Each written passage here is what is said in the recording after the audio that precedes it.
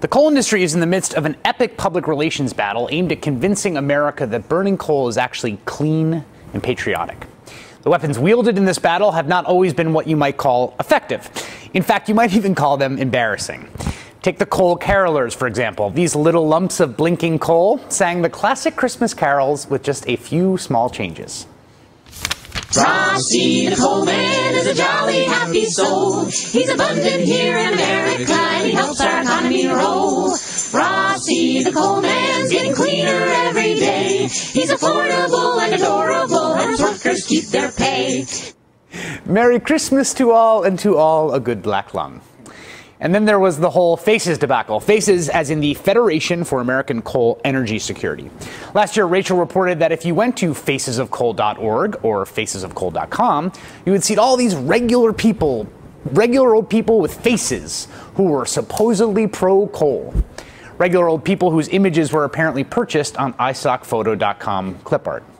Here's the image of a woman at a flower shop from iStockPhoto.com. And here's that same woman, same flower shop, only now she's one of the faces of coal.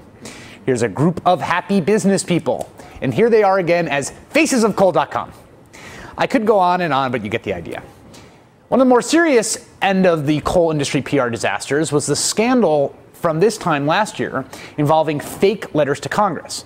A coal industry's PR firm stole letterhead from the NAACP and used it to write letters to Congress to make it look like the NAACP was against cap and trade. So I think we can fairly conclude the coal industry's public relations campaigns of late have been about as humiliating as the Detroit Lions' 2008 winless season. But unlike the Lions, who still have to play by the same rules, the coal industry now gets to play by new ones thanks to the Supreme Court. It's ruling in the Citizen United case. The court ruled earlier this year that corporations can spend unlimited amounts of money in candidate elections. And spend they will. John Cheeves at the Lexington Herald-Leader reports that a number of coal companies plan to, quote, pool their money and defeat Democratic congressional candidates they consider anti-coal. Companies hope to create a politically active nonprofit so they won't have to publicly disclose their activities. They want to defeat Democrats like Congressman Ben Chandler from Kentucky, Congressman Nick Grahal from West Virginia, and Jack Conway, who's running for Senate, also in Kentucky. Why these three Democrats? Well, let's see. Congressman Chandler co-sponsored mine safety legislation and voted for cap and trade, the horror. Congressman Rahal is running against this guy. On the left there, that's Elliot Spike Maynard. He's a former West Virginia Supreme Court justice who ruled in favor of Massey Energy in an appeal over a $50 million jury verdict. Massey is one of the energy companies pooling its money to get Maynard elected. Oh, and who is that on his right? Why, that's the CEO of Massey, and they are on vacation in Monte Carlo together. Which brings us to the final Democrat, Mr. Conway. He's running for Senate against Rand Paul, who tells Details magazine this month that mountaintop removal isn't so bad. Quote, one of them is 800 acres with a sports complex on it, elk roaming, covered in grass. Most people would say the land is of enhanced value because now you can build on it. Joining us now is Kate Shepard, who reports on energy and environmental politics for Mother Jones magazine. Kate, great to see you.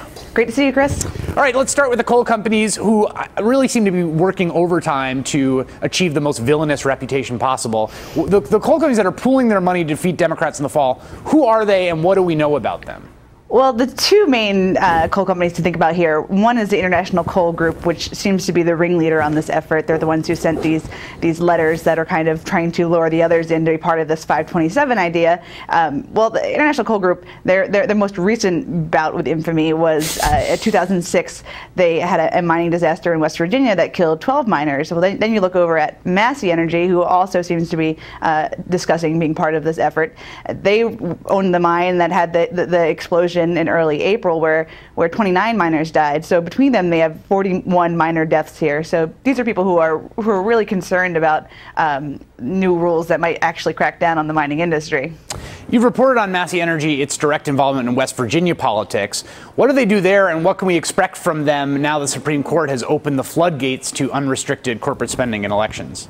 Well, I think that example of Blankenship hanging out on the French Riviera there with his buddy Spike Elliott is a great example. I mean, if they're not directly spending on politicians, they've been really good about wielding their influence, whether that's vacations or just basically intimidating everyone in the state, or helping fund all these different front groups, Faces of Coal, as we talked about. They've done a pretty good job of using significant financial influence over state politics there. That's what's so hilarious. I mean, it's not like there's no voice for coal in Kentucky and West Virginia. I mean, they more or less own local government. So there's this section in the letter where they talk about now they can find their voices. I wonder, is Massey's CEO Don Blankenship as sort of as cartoonishly evil as he's been portrayed?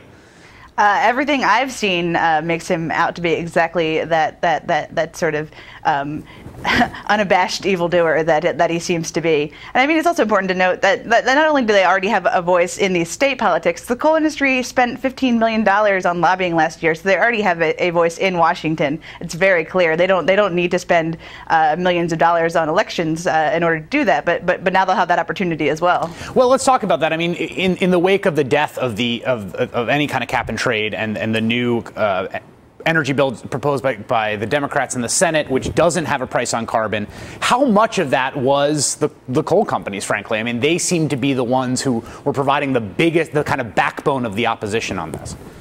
Well, absolutely. I mean, the coal companies are extremely powerful.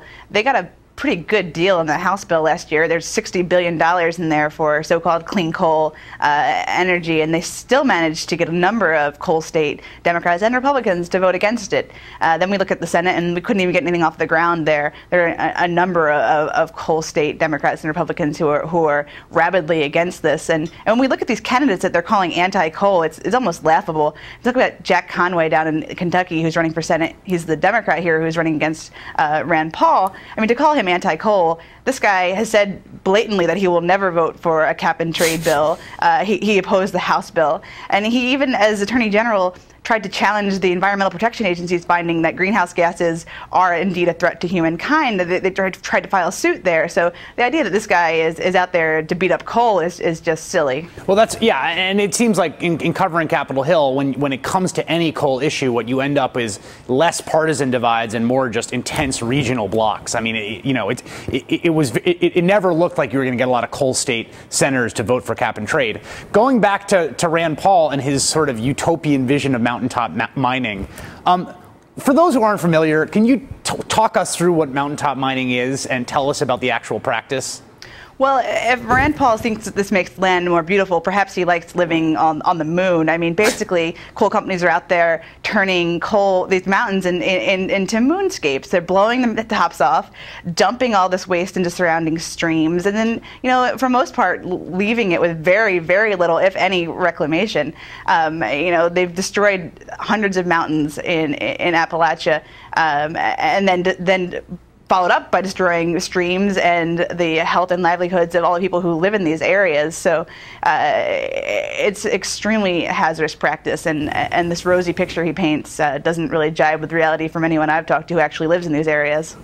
Kate Shepard, reporter for Mother Jones Magazine, thanks so much for being here this evening. Have a good weekend. Thanks for having me, Chris.